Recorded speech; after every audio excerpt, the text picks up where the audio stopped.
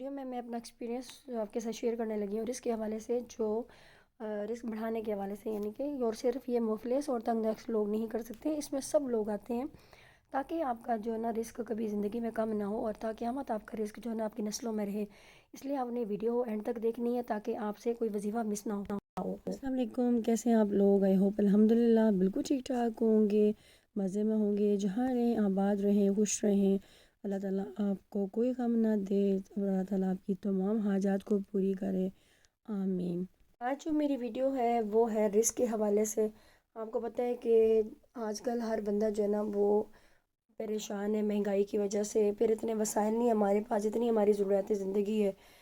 لیکن ہم جو ہے وہ کوشش نہیں کرتے۔ ہم دوسروں کو دیکھ کے یہ کہتے ہیں کہ فلاں کے پاس یہ چیز ہے، فلاں کے پاس یہ چیز ہے، اچھا کو پہن رہا ہے، اچھا کو کھا رہا ہے، اچھی گاڑی ہے، اچھا گھر ہے،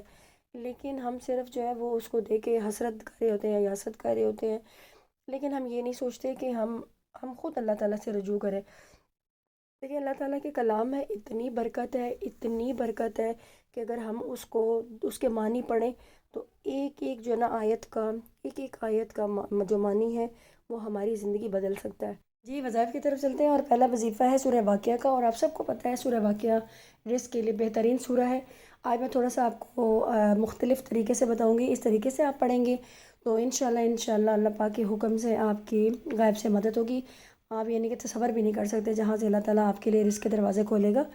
اور اس کا طریقہ ہے چاند کی پہلی تاریخ سے، یعنی نیا چاند اسلامی چاند جو ہے اس کی پہلی تاریخ سے آپ نے شروع کرنا ہے، اور پہلی دن جو ہے وہ ایک سورہ واقعہ پڑھنی ہے، دوسرے دن جو ہے 2، تیسرے دن 3، اسی طرح آپ نے 14 دن پڑھنی ہے، اور 14 دن کے بعد آپ نے دعا کرنی ہے انشاءاللہ کبھی آپ جو ہے نا مایوس نہیں لوٹیں گے۔ اس کے لیے بہترین عمل آپ کے اپنے گھر میں ہے، یعنی کہ آپ کی بہن یا بیٹی میں سے آپ کسی کو بھی جو ہے وہ 1 روپیہ یا 5 روپے بھی دیتے ہیں تو وہ ان کے لیے انتہا یعنی کہ درجہ رکھتا ہے، آپ معنی رکھتا ہے۔ آپ جو وہ خوش ہو کے آپ کو دعا دیتی ہیں، اور اللہ تعالیٰ بھی آپ سے جو ہے نا وہ خوش ہوتا ہے، اور اس سے بھی آپ کے رزق میں اضافہ ہوتا ہے۔ علاوہ ایک اور عمل ہے، اور وہ ہے ایک آیت کا ہے، اور آیت جو ہے نا آپ نے پڑھنی ہے لا حول ولا قوۃ الا باللہ، صرف یہاں تک پڑھنی ہے، اور یہ اس فجر کے نماز کے بعد، یعنی آپ نے ایک تسبیح روزانہ کی پڑھنی ہے۔ اللہ تعالیٰ اس سے بھی آپ کے رزق میں انتہا اضافہ کرے گا۔ کے حوالے سے میں ایک بہت خوبصورت واقعہ آپ کے ساتھ شیئر کروں گی کہ حضرت علی علیہ السلام کے پاس ایک شخص آتا ہے، اور وہ کہتا ہے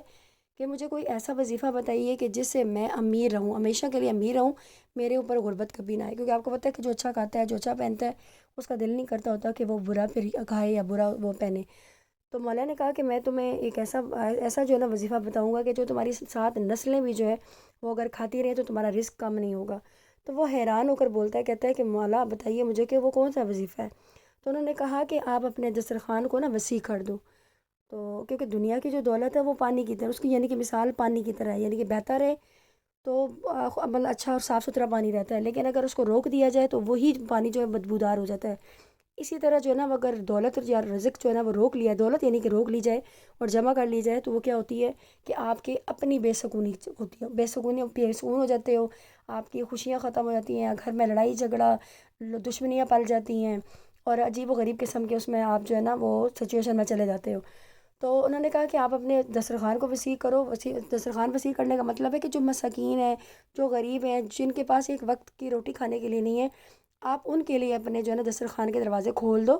جتنا آپ دو گے اللہ تعالیٰ آپ کو اتنا نوازے گا۔ ویسے بھی ہم دیکھیں، ہم خود بھی جب کسی فقیر کو دیتے ہیں تو دیکھیں کسی کو اگر سچے دل سے ہم دیتے ہیں، 1 روپیہ بھی دیتے ہیں تو 10 روپے ہمیں واپس آتے ہیں،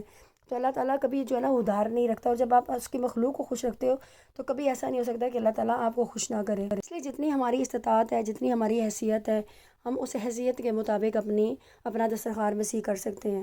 اور آخر میں یہ دعا یہی ہے کہ اللہ تعالیٰ ہمیں کسی کا محتاج نہ کرے، ہمارے رزق میں اضافہ کرے، اور ہماری زندگیوں میں سکون دے، آمین۔